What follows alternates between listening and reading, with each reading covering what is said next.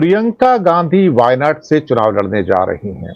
उम्मीद है जीत जाएंगी और उनके सामने कम्युनिस्ट पार्टी के कैंडिडेट भी रहेंगे, बीजेपी के भी रहेंगे, लेकिन मुझे उनकी जीत में कोई ऐसा क्या कहते हैं डाउट नजर नहीं आ रहा है, कोई शंका नहीं है। प्रियंका गांधी में हमेशा लोगों ने इंदिरा गांधी की छवि देखी है, उनके बोलने के स्टाइल में, चलने के स्टाइल में बहुत ग्रेसफुल हैं। लोकसभा में प्रियंका का आना अपने आप में एक बड़ी घटना होगा। प्रियंका जी की कुंडली क्या कहती है और आपके हिसाब से उनके सितारे कैसे हैं?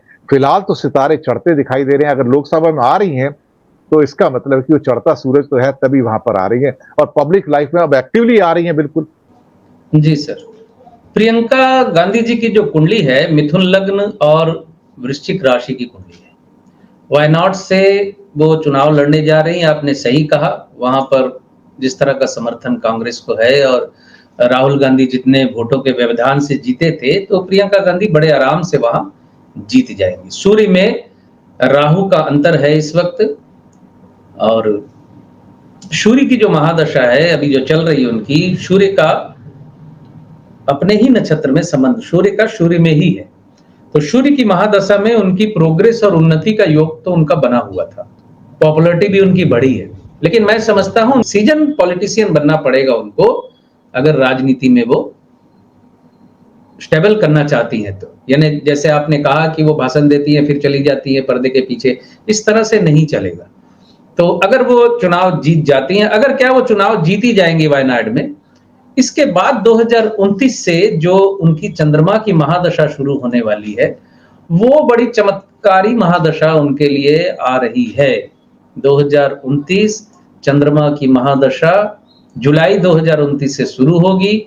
चंद्रमा द्वितीय बैठा हुआ छठे में, चलित में पंचम में है और शनि के नक्षत्र में है। शनि चलित में एकादश में है, हालांकि शनि द्वादश में बैठा दिख रहा है, लेकिन शनि एकादश में है। और चंद्रमा का जो कॉम्बिनेशन बनेगा वो 2, 5, 8, 9, 11 का बनने वाला है और शनि एकादश में। एकादश का मतलब है डिजायर फुलफिलमेंट को इंडिकेट करता है। तो निश्चित तौर पे आने वाली चंद्रमा की महादशा प्रियंका गांधी जी के लिए बहुत अच्छी महादशा है।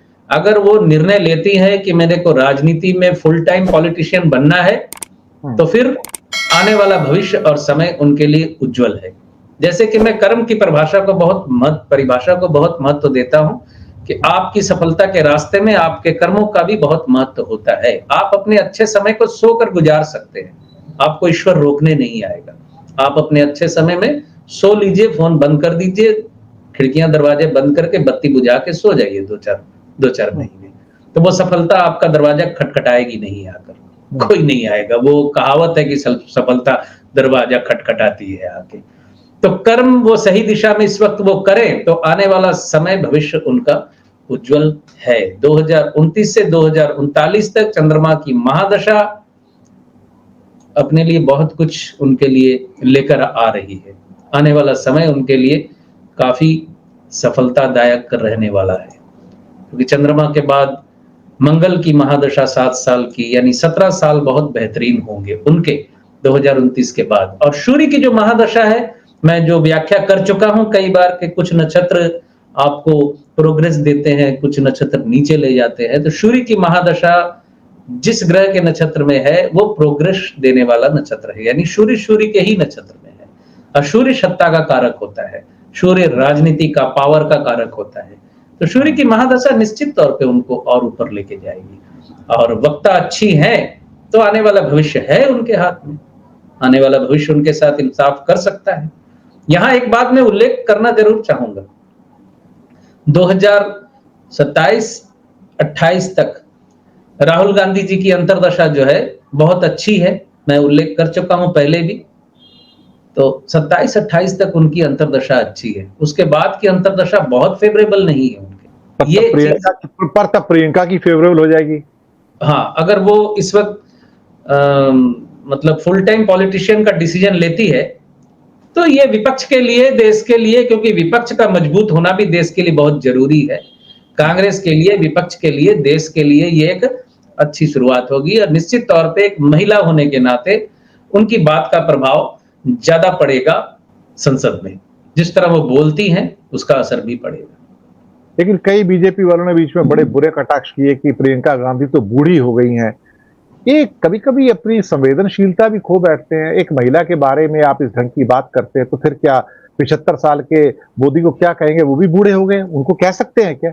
कर्मों अगर उनको एक 48-50 साल की महिला बूढ़ी लगती है, तो फिर एक 75 साल का मोदी उनको क्या लगेगा सर? अब जरा अक्षर मुझे तो समझ नहीं आता क्या डेफिनिशन होगी? इन्हें शर्म नहीं आती बोलते हैं सर? शर्म, मैं इंडिकेशन नहीं करना चाहता कुछ बातों का, लेकिन कर्मों का फल तो सबको मिलता है, कोई नहीं बचा इससे।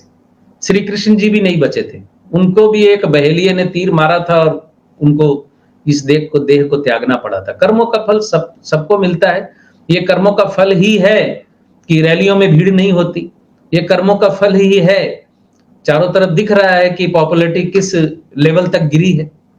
तो सब कुछ आंखों के सामने है, दिखने वालों को दिख रहा है, जिनको नहीं दिख रहा है वो आने वाला समय दिखा देगा। समय कभी किसी का मित्र नहीं हुआ है, समय ना किसी का शत्रु है, समय ना किसी का मित्र है।